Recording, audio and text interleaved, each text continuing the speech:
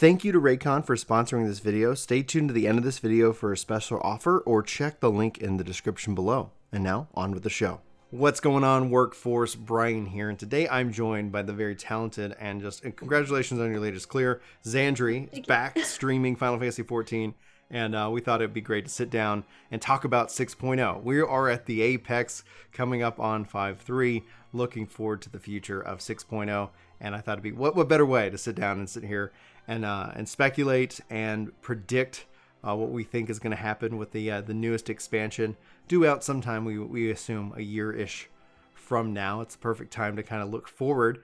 And this time around, last time when we first met you, we were going into Shadowbringers, you were streaming, and you were a little bit behind the curve. And so we were like, I cannot wait for you to get caught up.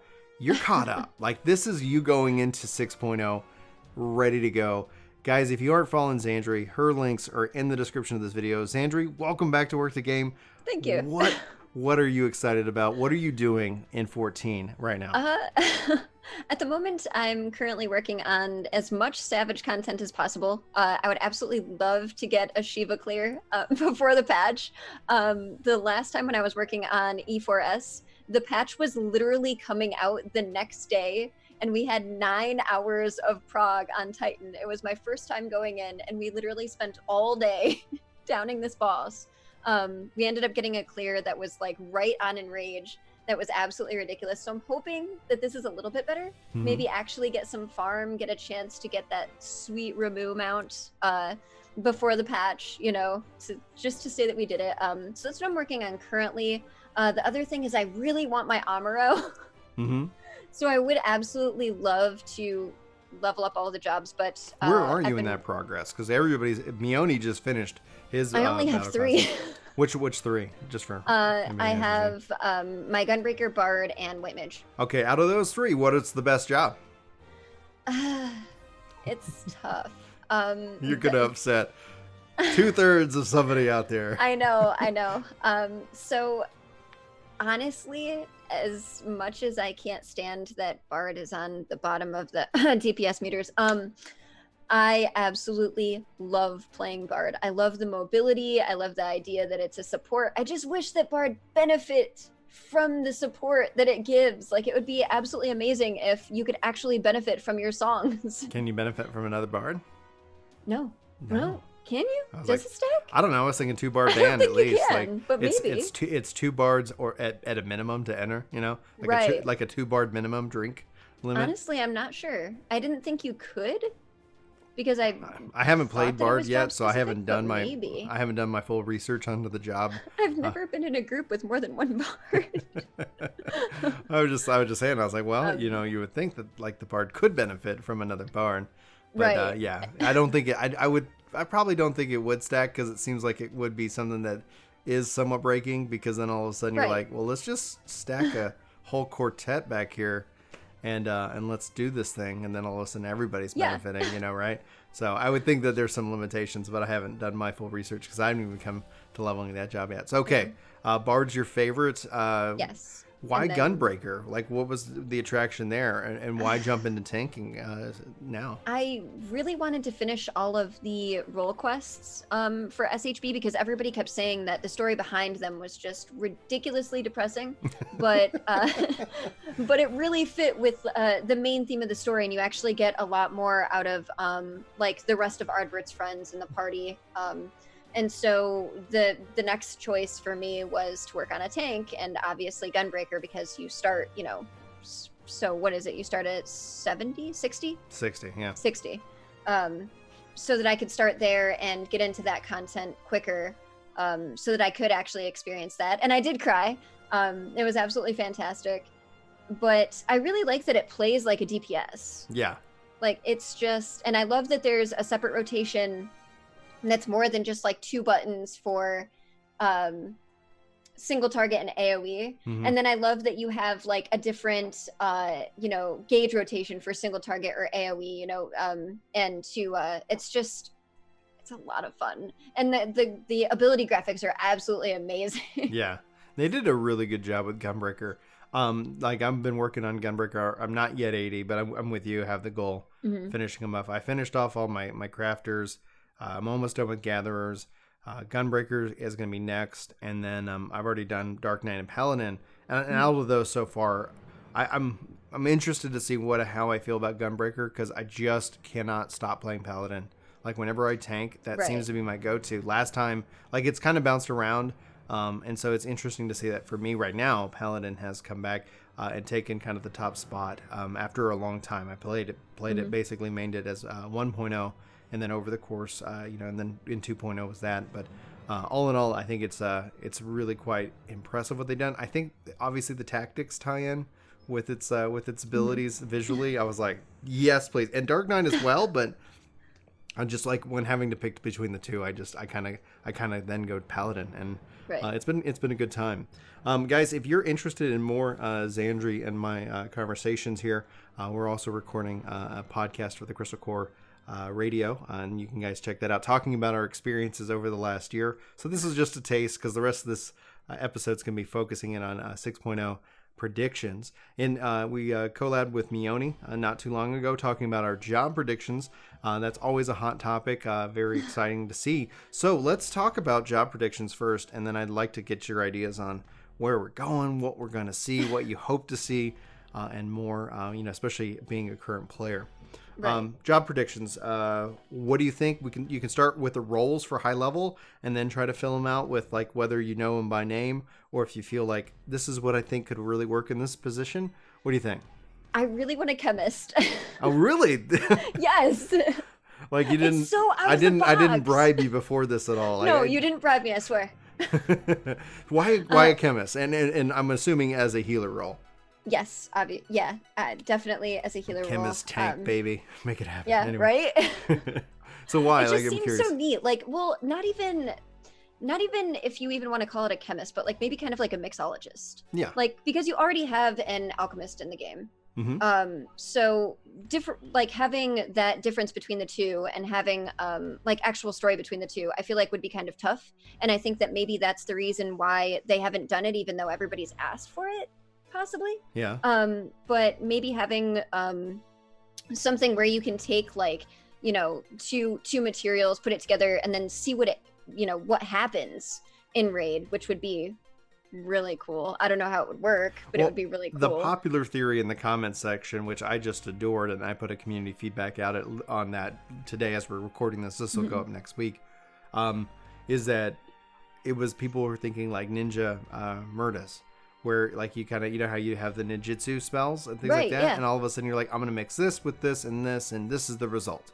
And it's like you could end up having that and being able to kind of mix these these potions that could then have a variety of effects based off the combinations that you put in. And I was like, that to me sounds genius. I was like, and then still have the meme one if you mess up, like if you mess up that badly, I honestly don't, I really don't know how it would work for a healer, but if you mess up that badly and have like the bunny on your head or whatever, that would be cool. You could do that, but man, like you would think how embarrassing that would be from the healer perspective, because no matter what, if the raid wipes, traditionally you're probably going to blame the healer. Like it's like the healer gets, people are like, we need more healers, and it's like you treat them like crap, guys. Like it's like if you're really good, you're going to look at yourself and see what you could have done better rather than like point a finger. But yeah, if your healer is over there standing with bunny ears for the whole time, I think it would be very clear to draw a very clear-cut case in the court of 14 DPS debating, saying,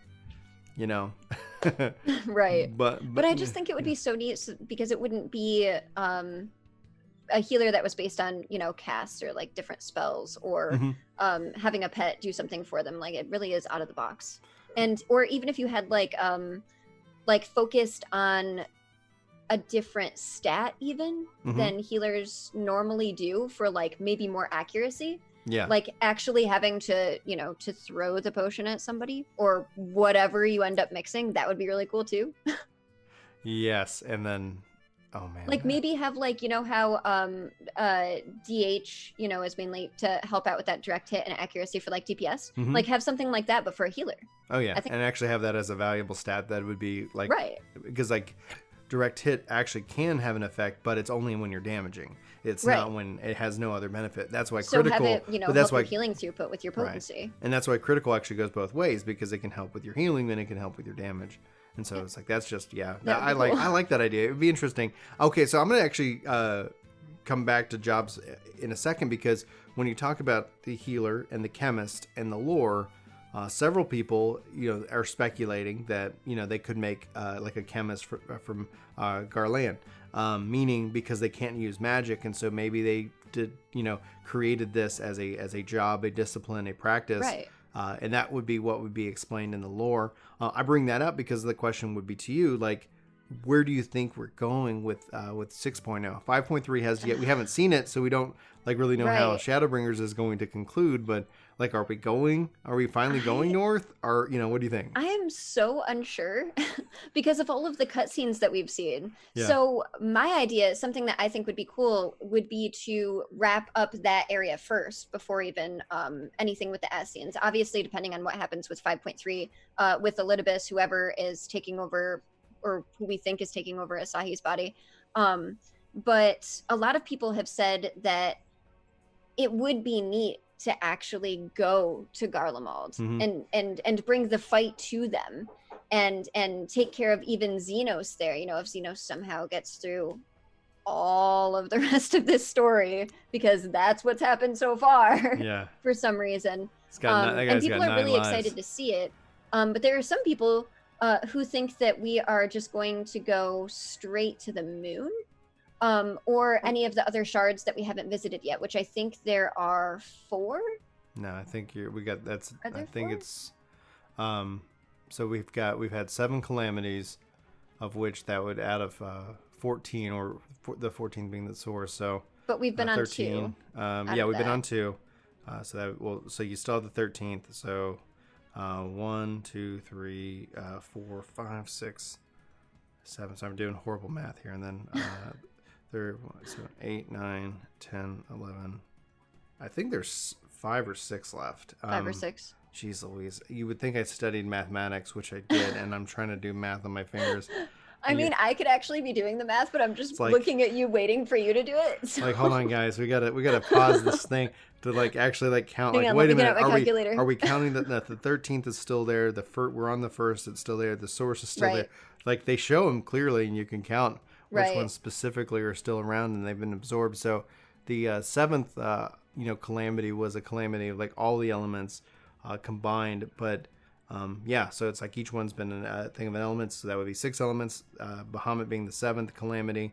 For the math trouble I'm having is, should I count the 14, like the source, as one of those, or I shouldn't? So 13 minus 7, right. 7, 12, 11, I gotcha. 8, 7, 6. There are 6 left. 6, not 4. Jeez Louise, I gotta pull up a calculator.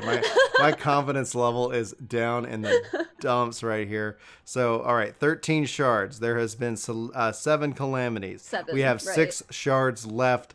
But we've been on 2. We visited 2. We've been on the 1st and the 13th. Right, so there would be 4 left after we visited the 2. The ones that we haven't seen. Right, gotcha. That's what there I was we trying go. to get at. I suck at word problems. I suck so bad at word problems. So that's going to be an interesting moment in the video. Guys, if you've made it this far in the video, let me know in the comments below by saying, good job, University Brian.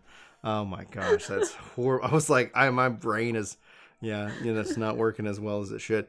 Guys, probably you might want to unsubscribe and just go about your days. Like, I can't do simple math. That was totally planned. Comic relief. We didn't want to, talk to. All right. So, what do you think? Are we going Garland? Are we going? I think shards? Going to Garland makes the most sense, honestly. Okay.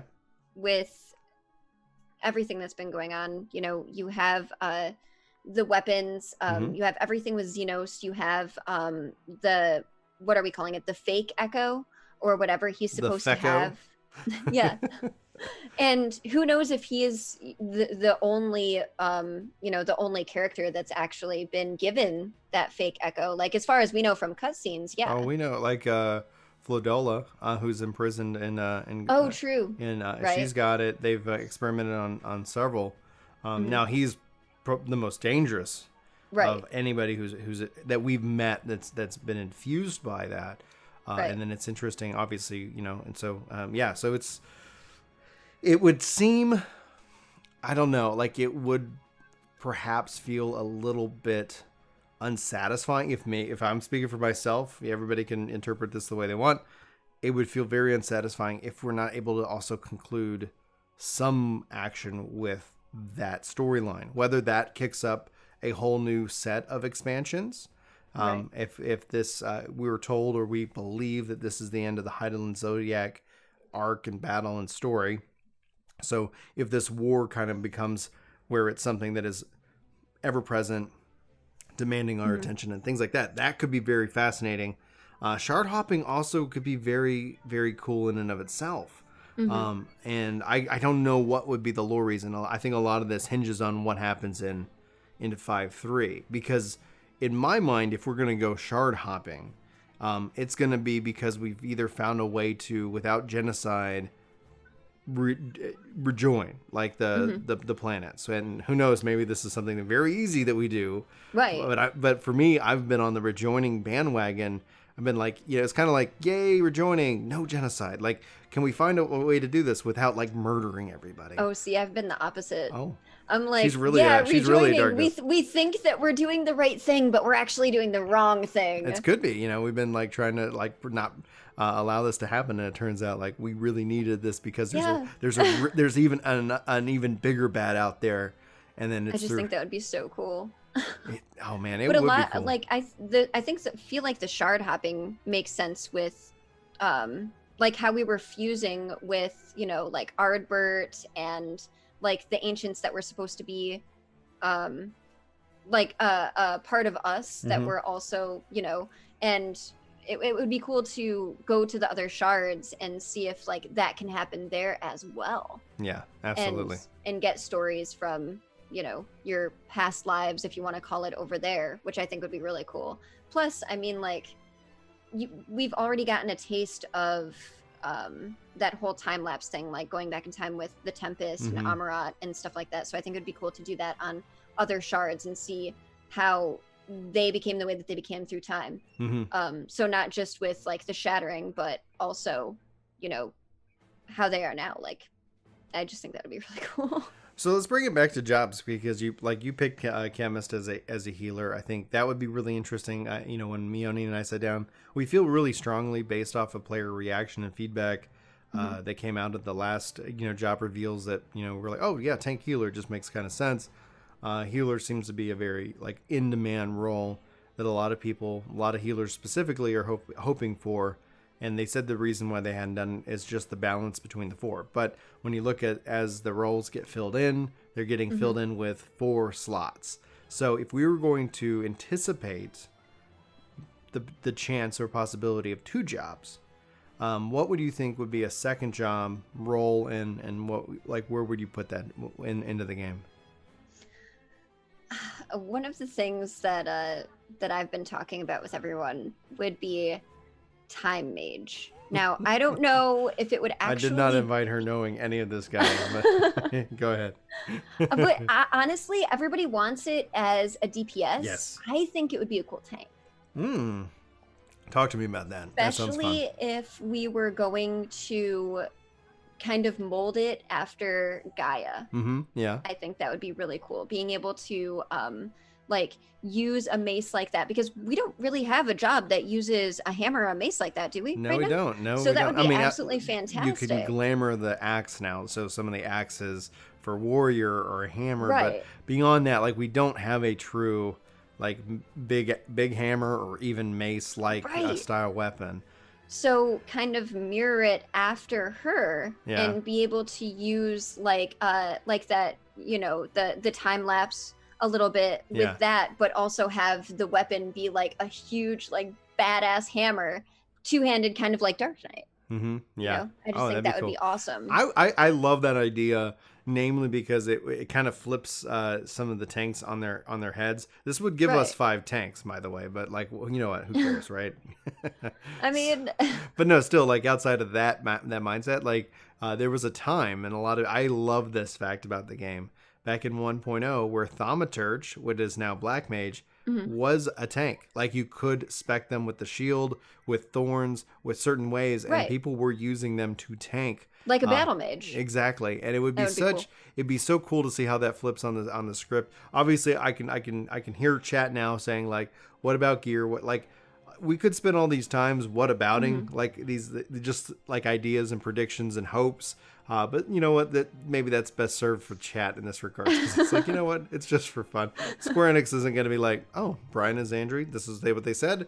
Let's stop everything and implement this one. I mean, we could hope that that's what they would do, but I mean, But I too, I think the reason for Time Age is I have such a love for Time Age from Tactics, and when playing 11, like for years, like when they would introduce new jobs and new class, new jobs into the world of 11, I was like, man, it'd be really cool to see a Time Age. Haste was very important. I think one of the reasons why they probably didn't do that is because everybody valued haste so much, because haste ultimately was your DPS increase because you're moving faster and able to do things much quicker. And so with that, and since the battle system was slower anyway, that was always an improvement. And I was like, I could see how Time Mage can break that mold, because like bring the guy who can cast haste on everybody. Like, but wouldn't it also be cool? Like, yep, I can't think of the anti-knockback that actually, if you pull everything, if you're tanking, it can work as a slow as well. For what is that called? I think Haymaker. Is it? Unless they took that away from Monk. Like, I haven't touched Monk yet, but there was I can't even think of what that ability is called. But I know now. Reprisal. No, right. That's the defense. That's the defense down. I know what you're talking about. Where it's like anyway, yeah, when they get hit slow. I know what you're talking about. I don't know what. But it would be cool to have, like, let's say, tank. A Time Mage could be a tank, and other than like hasting the party or hasting yourself, being able to slow the enemies more, or even more of that support rather than just like keeping enmity, like a massive utility tank in that right regard, like like more of a utility tank rather than just enmity, AoE, keeping this guy off you type thing. I'd still cool. my vote would still be for Time Mage, but like in the basically where people want Black Mage to have a utility, where it's like, okay, you're going to have a Black Mage with a little utility, so obviously you would like overall DPS would be slightly down to make up for the utility that the Time Mage would bring. The question I can't figure out is, should the Time Mage be able to resurrect? And we all kind of talked about it as a way of rewinding time. Like, you never actually died. Right. Which would be really cool. Yeah. That'd be like, but at the same time, I also feel like there are already enough classes that can res. Yeah. So I'm not exactly sure if it's necessary, but the idea of it is cool. Yeah. Like the way it could be portrayed in a fight. All right. So is there any other like job that you might want to see before we kind of talk about a little bit more about 6.0?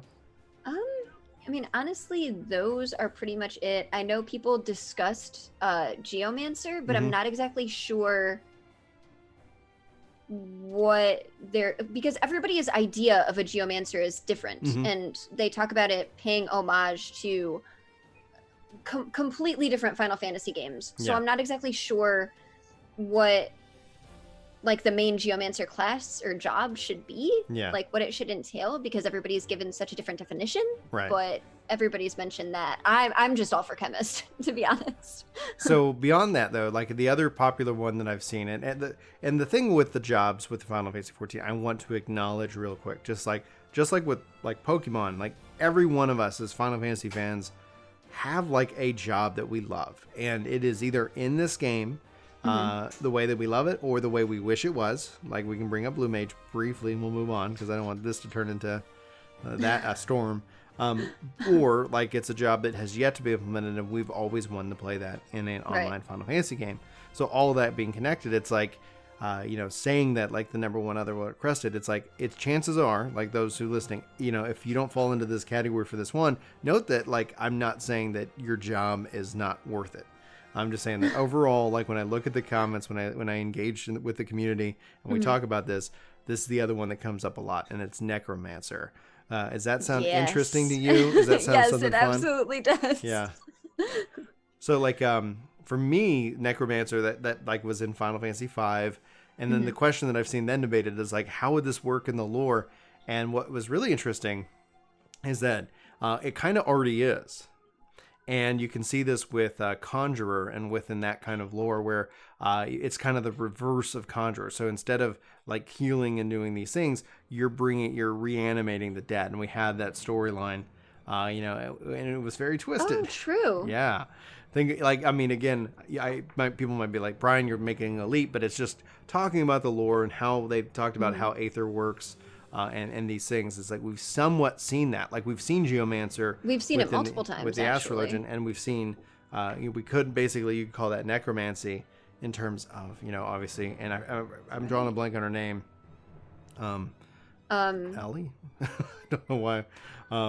Yeah, I think that's her name for the actual Conjurer questline, and then Edda, who was supposed to be. Oh, Edda was who you were talking about. Yeah, I was like, her storyline is awesome. Yeah, I was just talking about that today. I haven't actually and her finished. Boyfriend, and it's like yes, and they are. They're back, and then like all of those bodies that are crawling to her in the necromancy. Yes, that is necromancy. It's in the lore. It's there. It's in the lore. I agree. How would 14 make it work? I don't know. It's here. This is an option. That would be cool though. Something dark side. I don't know. All right, so let's talk. We talked a little bit about speculation, shard hopping, or going into obviously Garlemald and kind of maybe concluding that or kicking it off.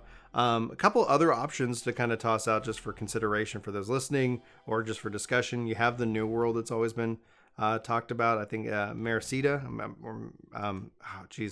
Yeah, I'm not the pronunciation guy when it comes to Final Fantasy XIV, but like those are two areas that are often referenced and talked about within the world and lore of Final Fantasy XIV that I think would be very interesting destinations. But for me personally, if we keep just skirting around like this conflict with what I'd say is the Emperor, I don't know what Xeno is off to doing. He doesn't seem like he's interested in leading. He doesn't seem like he's just interested in like destruction and perhaps like ultimate destruction. Like he's like, I don't know what his deal. I think if you die and come back and all that happens to you and you are already crazy, I don't see that mentally like fixing whatever's broken in your psyche.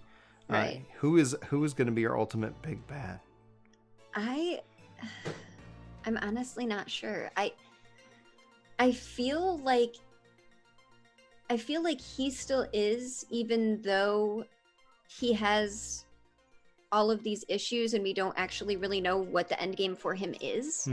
But when we initially fight him in Stormblood, and he tries to fuse with a primal, it obviously doesn't work. But what if he tried to fuse with the primal and tried to fuse with Zodiark? And we actually had like an epic battle where Hydaelyn helped us, or even the reverse, because everything that we've learned in Shadowbringers has been that everything is the way it is because Hydaelyn couldn't actually beat Zodiark, so she broke everything. So what if he actually went after her instead and fused with her? Right. Maybe even then which would ruin the light for us completely if it hasn't been ruined already, in my opinion. So it just like that would be really cool. But I think the fusion with Zodiark is probably more probable. But that would be cool. And then have like an epic battle with us, like with Hydaelyn. I think that'd be really awesome. That's the thing. And that's something that was so beautiful about the Shiva fight in regards, and that Hydaelyn, had some of an appearance there, and I thought that was just such an interesting touch to that as well, just thematically with the game itself. Ultimately, it's like I don't know what is going to happen, and I love that. And they've given us, and what Yoshi P said this time, like last year when they were at E3, and it's like, oh yeah, the first and greatest of primals. And he's like, yeah, we're fine with showing that in the trailer because it really doesn't matter. And it's like, that was such a huge revelation. It changed everything. And then as we go into like what's coming up, like honestly, I don't know what to expect. I'm so interested to see how this concludes. What happens with the Scions that are on the first? Do we get them back?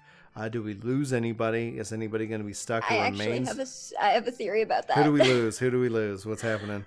I don't think we're actually going to lose any of the scions, Oh, but I think shocker. yeah, right, plot armor. But I think the way that we're going to end up getting them back on the source is that I mean, Grahati has been hinting at it the whole time that he will sacrifice himself, he'll do whatever.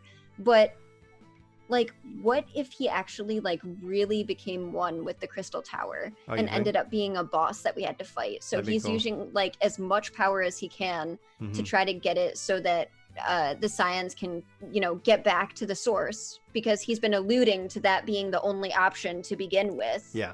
And I just think it would be cool if he actually like embraced like all of the Crystal Tower and we just had to take it down. Like, that would be a cool, I wouldn't even know if it would be like a trial or a raid or something, but that would be cool. Like, he just becomes like so like just overwhelmed with power, because that seems like the theme here so far. Like, especially with Reen trying to be a vessel for Shiva, when you go into Savage right now for Eden. So it would just be really cool.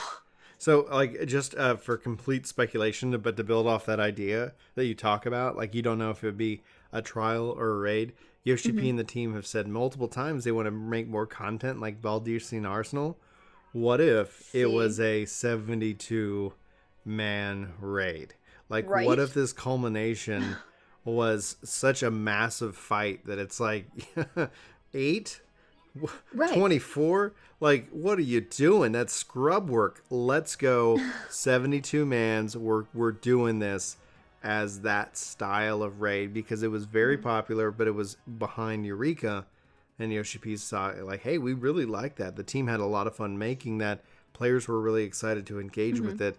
That could be something really fascinating to see. What were your thoughts on that? Like, if they were going to do another thing like BA, what if they tied it into the lore? What do you think? I think that'd be cool. Well, because my idea of it was it wouldn't even be like you're just fighting like Grahatia as a boss that's been consumed, but the whole Crystal Tower itself. And he had brought the Scions to the first, so who's to say that if he did lose control, that other creatures could be just brought there, and then they reside in the Crystal Tower, and that's what you have to go into and raid. So that would be awesome, having that as like the 72 man going in there and doing that. And then just having him at the end, just completely fused. That would be really cool. All right, so I really hope that happens now. Yeah, who knows? Like, the problem with this is like, man, like, I don't want to sit here and say, well, it didn't happen. Now I'm disappointed. I'm just excited to see what they ultimately end up doing. So Ultimate got pushed back, so we know that's going to be towards the end of the expansion, which I think is going to be good, because that's going to be lots of fun as people build into and get ready for 6.0. One of the things we've seen that I would assume that would continue to go on the way it has is that come the 0.5 patch leading up to the expansion, that's usually one of the biggest times and most exciting times around the Final Fantasy game, because it's so narratively driven. People who might, let's say they fell off after 5.0 or 5.1, they're like, all right, I'll come back whenever. Like, they get caught up on story, then they prep for the expansion. They got lots of hype, a lot of excitement, a lot of the new jobs coming, people speculating like what it's going to be like, and so that's a perfect time also then for Ultimate, which draws in a lot of streaming eyes, a lot of that kind of culture. Do you see yourself trying to engage once you kind of get into like clearing all the Savage, trying to jump into Ultimate content? I would love to actually get into Ultimate content. Now, actually finding a consistent group, I'm not so sure about. I have a lot of people on Primal who have offered to bring me in. Yeah. But the whole idea going from like Savage to Ultimate, at least the way I viewed it so far, is that Savage is kind of like a dance for everyone. So it's like a group effort where you have the callouts that you have to get your mechanics together. Whereas it seems like Ultimate, especially with T, there are so many things that you have to focus on individually, like your own mechanic, that can't really be called out for you, I guess, is the best way I can put it. Yeah. So it's kind of nerve-wracking. But I do want to get into it at some point. I think it'd be a lot of fun. Yeah. I don't know how competitive I would be with it, but would definitely be fun. And I like how they've been giving it so much more like hype around it, like how they were doing the actual like world first race, like how they do with WoW. That was pretty cool. I know it was kind of a touchy subject for some people, but some people didn't like it, which it is what it is. But I just thought it was cool. There was more light shed on it. You know what I mean? Like that's cool. It brought in a lot more eyes and vision. It's interesting because it's kind of like there is this mindset of the sandbox, like this is our thing, you know, don't you bring your thing into our thing, you know, etc.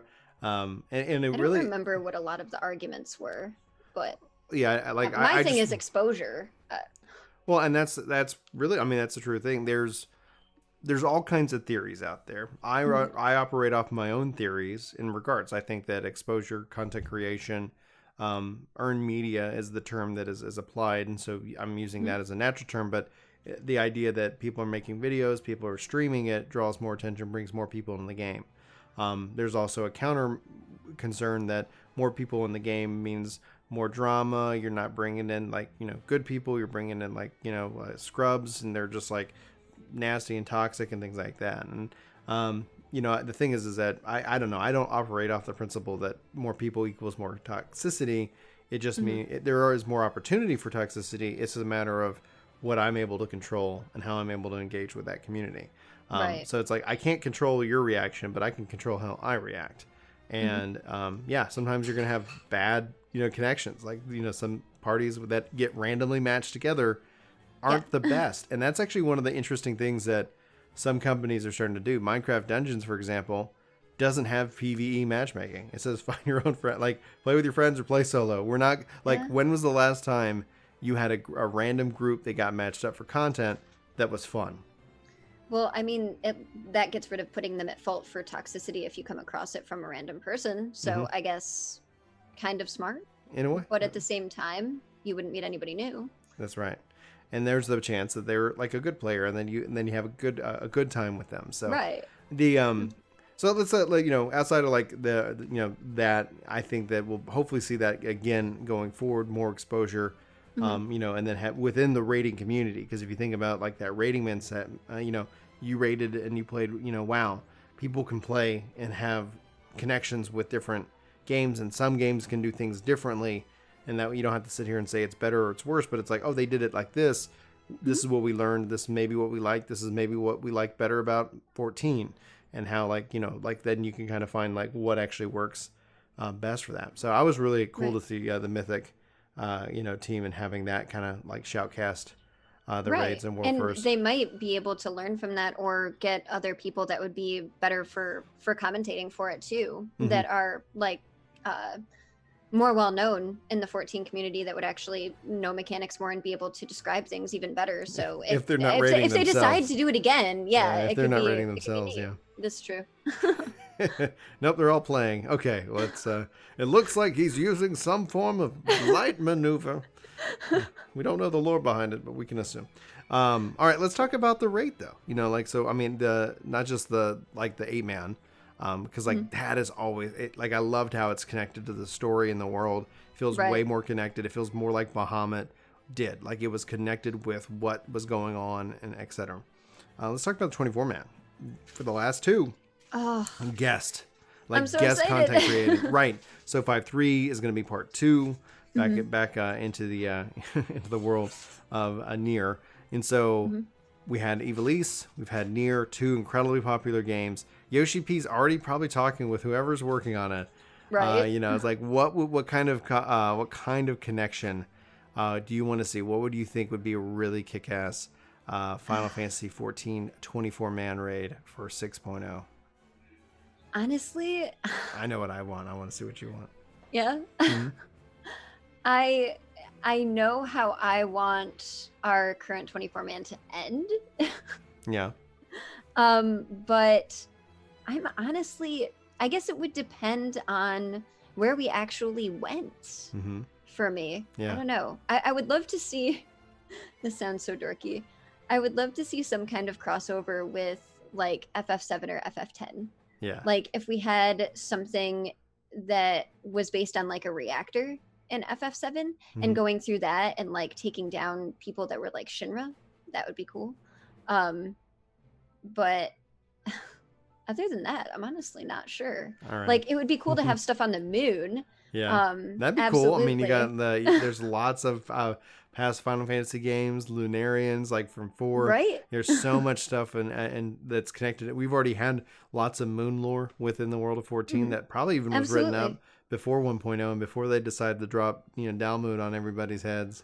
Right. And they could even tie it back into like, hey, like we're going to bring back the White Raven because they already somewhat did with the trials, That's true. just like to really like sing it home. But for me, it's the old school Final Fantasy XI player in me. I'd love them to do something that's related to Dynamis from Final Fantasy XI. It was I think you're going to get some major nostalgia trips from a lot of 11 players. I think you see that they're within the 14 or the Final Fantasy Online community. There are players who, like me, jump between the two. Like right now, like I'm playing 11 because I'm trying to get my Blue Mage to 99.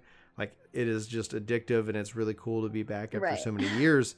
But then, yeah, it doesn't necessarily work for everybody. But Eureka was kind of like, kind of a system of that nature that reminded me a lot of 11. It'd be really interesting to see like Dynamis to literally do like, hey, our crossover event, our guest creator or whatever, like boom, boom, 11. Oh my gosh, I don't know. I mean, they could always just pick any other game and they would make it fit. Because once they did Nier, I go, they can do whatever the hell they want. Like there's like if they can and make it works. It does, works so well. Yeah. Especially with the dwarf. It's just genius well. with the dwarfs. Absolutely. Right? Absolutely genius. So it's gonna be interesting to see. All of that engineering and it's just so cool. Mm-hmm. Yeah, I'm really quite impressed with them. So we talked about jobs, we talked about location, we talked about like raids. What do you want, like as a player who is current? They'll be stepping into the world of 6.0. Like, what are you looking for? Is there anything that you would like to see the game do that it doesn't do currently, or that really the floor and is yours for your imagination at this point? Honestly, probably the first thing would just be if they have a really cool zone like the Tempest, not to have like 10 quests there and then just not go back at all. Except for Fates. Yeah. It's just such a neat zone. Like, it's absolutely beautiful. I get that it's kind of like a vision of the past. Yeah. But you literally go there for like 10 quests out of the MSQ. Yeah. Like up until Amarat, and then that's it. And then you leave and you go back for that Fate and possibly maps. And people had mentioned that there were a couple of other zones that were that way. Like, it wasn't the first time that it's happened. I don't recall. There's been several the names zones of the that I'm like, but... I haven't been in this zone in forever. Right. And it's more so with Stormblood and with Shadowbringers. It just feels like it's just like, all right, I'm done with this zone. I finished it. And it just feels like it wasn't concluded, I guess, is the best way to put it. It isn't, and that's where I'm wondering to see how the story ends up taking it, because we kind of somewhat went back, but we went underwater, with 5.2, and it's like, I'm wondering to see what ultimately happens, because it is this kind of land of limbo created by a madman who's no longer around. And I know there's definitely a contingent of people who think, who he's not the villain. It's like, yeah, okay. I don't think he's the villain. Yeah, it's like, that's what I'm saying. Like, I'm one of those people. Definitely, like, all right, and the Emmett Selk, fan club. I liked his, like we talked about it, I think almost a year ago on the podcast. I think it was with you also, just like how, like, I loved his arc, and I love that, like, the heroic moment that our character makes in his last request. Remember that we existed, and it's like, it showed it really humanized him and his motivations, because he seemed so overburdened. It's just like the way he walked, kind of hunched over, like and then he had that weight. And that's like, have you ever played the game Lost Odyssey? I've heard of it. I have not played it. It's such an excellent piece of work, and it really deals with the burden of immortality, and you can see that playing in Emmett Selk as well. Like, for us, it's like, humanity is gifted with the ability to forget, and that is sometimes a saving grace, where And it can be annoying when it's like, back in my day, everything was perfect. Like, no, back in your day, like you didn't have, like, everything was going to hell. Like, you thought you were going to get nuked, nuked all, like in Cuba. It's like there's all these things, but you like those memories fade away. I feel bad for historians who have to kind of go back and like, we got to remember, so we can report on so things. it doesn't happen again. Exactly. But, prevent it. but in that regards with him itself, it's like the burden of, 10,000 years, like the amount of time this guy is just like trying to achieve these goals, having loved, having lost, having trying to probably exist within the existence that his new reality, forming a plot and a plan, having to, like, imagine those that you've seen love, like, go away time and time and time again. And have part of it being your fault to start the whole thing. Right. Like, you're like, I can, and then the mindset, the motivation, not just the selfish motivation of being remembered, but the motivation of that I can actually save all these people, and then thus their sacrifice is worth it, because in the end it's going to be better. Right. And so then you see him lose like he loses value for what existence is, and that essentially allows him and to justify, because you have to justify those kind of actions. Genocide, like, there's got to be something in you that has to justify that. So right. I'm really curious as to see how they follow him up as a villain. Like, right. Xenos is a good, foil in that way, that he's not, he isn't Xenos. Xenos is something else. Xenos is driven by a desire of, a challenge, hunt, he's, but then, like, well, that's Elidibus's role. So there's so much there. And my thing is, like, hopefully it's not rushed to conclusion. Hopefully we're not coming at the end of 5.3 going, well, I don't know what the hell, it's like, there's so many also other threads out there, but I'm just saying, like, I really want, if hopefully they with 6.0, they can follow it up with a villain of, of his caliber. Yeah, definitely. That's actually what I'm scared of. Like, of course, I think that that they could achieve another story like that, but at the same time, I'm not sure if that can be beat. That was really I didn't think Heaven's Word could be beat. True. So it's like anything's possible, and maybe they do hit it with the 6.0, and they don't. Regardless, to say, like, I'm excited to see what they do. Now, I got one last question for this episode, because this, I think, is an important topic that a lot of people bring up whenever, especially we talk about jobs and the future of the game. There is definitely a contingent of people who feel like we shouldn't get new jobs in 6.0, and they want them to spend that development time working on the existing job balances, and how those play out, and other, like, bringing maybe in different more content into the game itself, as opposed, because, like, it takes so much work to put a job in. And then not only are they adding jobs, but let's say the level cap goes to 90, like, you're then also rebalancing and redefining how all the existing jobs work. So it's not like, oh, they just had to add 2 jobs. It's like they had to do a lot of work on the existing set as well. Right. So at some point, like, that could be, the theory is that that's such a burden and a growing one. It's not like, oh, this is the same amount of work. No new jobs. Let's go off of that. Like, what would you want in trade? If like this was a bargaining, discussion, like, Xandrii, you can have male Vieira, female Ronso, but no new jobs. Like, is that like the equation, or is there something else that you would like for that? I would say definitely the job balancing like that, especially for classes that are supposed to be more of support. But as well as they cut down, what was it? The number of dungeons per patch as well. Right. And that's tied also to the trust system. We don't get the like, deep dungeon. At least that's the translation or understanding. Which I would like to see possibly, have that instead. Stick with the 2 dungeons, do the deep dungeon, try to tweak the trust system rather than, if they weren't going to have new jobs. I'd rather have new jobs, but if they weren't going to, that's what I'd like to see. The question really is, like, if no new jobs, like, what do you feel is the worthwhile trade? Yeah. For me, it'd be like, if they weren't going to add new jobs, I want them to change the system to have the sub job system.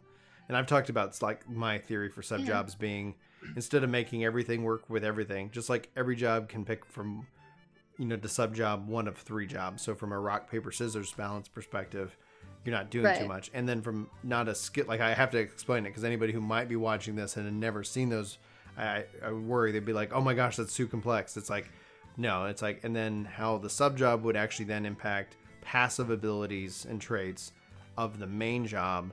Maybe it would enhance a couple of abilities so that maybe this ability now gives you a small shield, or it's now an AoE, or it's, it's like some things that it's like you can kind of pick one, or, like out of 3. That way, if one ended up becoming too powerful, it becomes a lot easier to balance so that there really isn't a wrong choice. It's a matter of personal preference and play style, but that becomes a difficult, I get like that's not easy. And that's where it's like, if they're going to say no new jobs, but we've really refined like the player agency in terms of building out your character. So not every white mage is just like every white mage. Like, are you a white sub red? Are you a white sub black? Are you a white sub, blue? They could even, I don't know, they could do whatever they want. And honestly, I'd like to see more like expanded upon with like FCs or I'm sorry, not FCs, GCs, like actually make those relevant again. Oh, yes, yes, or absolutely. more relevant. That would be cool. Go back to that old stuff, which is kind of funny because I've seen or read a lot of comments for people saying that they don't like making old content like that relevant again. Like a lot of people really didn't like that Grahatia was the person that was the Crystal Exarch. Oh, really? Which I think is funny. Yeah. Interesting. They're like, it's just old content. It has nothing to do with this. What? Yes, it does.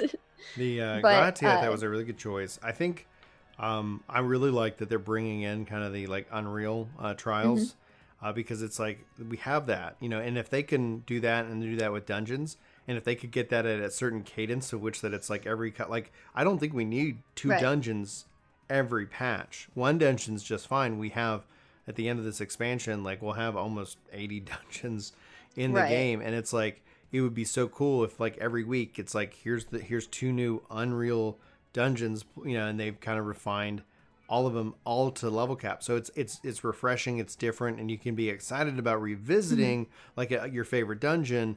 And then like, they could, and honestly, I don't think they would have to worry about doing all of them into the Unreal. Like you could focus in on the ARR ones. And then like over the course of an expansion, now it's ARR and it's Heaven's Word ones. And they're all like to the level cap. And then they're just a part of that rotation. And then, and I think that would be something really cool. I know PvP comes up a lot. And like, I'm definitely I like PvP, but I really can't get into it in 14.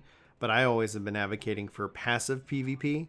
Leaderboards, like we talked about the grand companies, like let's say we go into Garlemald, how kick-ass would it be to sit here and say like this week the adders, because whoever your grand company is, like y'all are on assault for whatever, and whatever you're doing is earning points for your grand company, and therefore like this week like we're celebrating the adders because they did this much within that. Which would be cool. Like we have the crafting leaderboards now. I mean, why not? Yes. And like when they introduced that, I was like, we're getting there, boys. Let's bring this into the battle style as well. I think that'd be great. As much as I know everybody in the comments is going to disagree with me, I would actually really like to see world PvP. I'm not going to lie. Like just like full on open world. Because I'd like to see something Guild Wars 2 style where you have server versus server. And it's kind of like a PvE, PvP zone. Area that you're fighting for control week but over like week. Even going back to the GCs, be able to like have your colors for that leaderboard for, out in the world, like, or even in an area where like, let's say it only like comes up kind of like a fated area. Yeah. So like instead of having a fate where you fight like a world boss, have a fate where people go in and they actually have to, claim it territory. That'd be cool. Yeah. Something like that. Yeah, so there's a lot they could do within the existing system, and I think that being able to the fact that we're getting flying in the old zones, I think that's going to help get people back in. About that. There's so much that's happening that the team themselves are working on extra, and then there's rumors obviously that there's more Final Fantasy, like Yoshi P's direct, like the new game he's been working on since 2016. That might be the next Final Fantasy 16 or who knows what. So I'm really excited to see what they ultimately announce and say and with 6.0 and however many expansions they want to deliver for 14 and more. Right.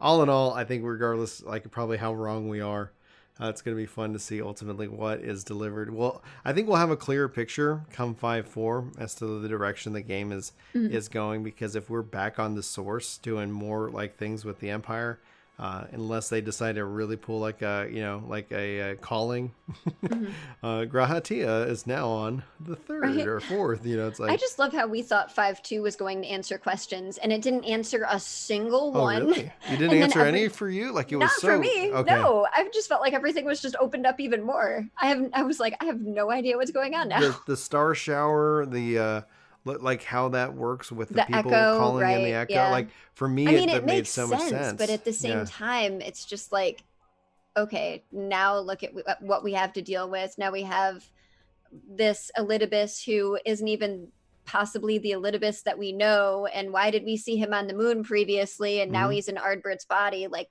what? It just doesn't. There's just so much. All right. Well, that was that was so much fun. Xandrii, thanks for coming and talking with me about this, guys. Also, take a look and check out the Crystal Core, Crystal Core Radio episode that will also be linked in this video that will go up later. Actually, it'll probably be up before this conversation, just FYI, in terms of scheduling, how we're going to be rolling this out. And with that, I want to cut over to our sponsor. Thank you for sponsoring this video. Brian, why don't you tell us about who's sponsoring this video? Thank you, Brian and Xandrii, and thank you to Raycon for sponsoring this video. So guys, let me tell you about the E25s. This is the earbuds that they sent me, and these things are incredible. 6 hours battery life, easy Bluetooth pairing, and beyond that, these are the first earbuds that actually stay in my ears, whether I'm walking, working out, running, it doesn't matter. I've been mowing the yard a lot, listening to podcasts. Incredible sound and incredible bass, and this is a noise isolating design that fits in my ears. It allows me to really just enjoy the music, and especially when I'm mowing the yard. I'm going to tell you that hands down. Now, we've put these things both through the paces and testing and through the washing machine. My wife accidentally washed these things and they came out just fine. Probably not going to recommend that you wash your E25s, but regardless, it's an incredible device. It fits amazingly in my ear, and I wouldn't have it any other way. Guys, check the link in the description below for 15% off if you're interested, and thanks again to Raycon for sponsoring this video. But with that, Brian, Xandrii, back to you for the rest of this video. It's like awkward. You should totally leave that in. I think that's perfect. We'll see, exactly. So Xandrii, and then just do like another cut to you at like a different angle. Oh yeah, it's like, hey, you've seen these on the internet. People have been, sponsored. Xandrii, where can people find you? What do you have your new schedule set up yet? Where can they find you on YouTube? Tell people what they can do, where they can find you, and go from there. Sure. Mainly on YouTube. I stream more than mainly on Twitch. Shocker. She's got signed by YouTube. Yeah. So essentially Monday, Wednesday, Friday. I'm looking at weekends. I'm not exactly sure yet. But from 7 to 11 is supposed to be the schedule, at least, on twitch.tv/Xandrii. I've also been putting up all of my reactions for anything for MSQ, or recently whatever has interested me for games that I'm playing, like FF7 and whatnot. And that's at youtube.com/c/Xandrii. So TEH. Guys, I'll make sure the link to her in the description, hopefully the title of this video. Go check her out. Say hello from Work to Game if you go and catch her live. So check out her stream. Like a fantastic person to talk to, and I always like her insight, especially just the joy that she brings and the love she's got for this game. So anyway, for Work to Game, my name's Brian. That's Xandrii. Thanks for tuning in, and we'll see you in our next collab. Who knows when that will be. Bye, everybody.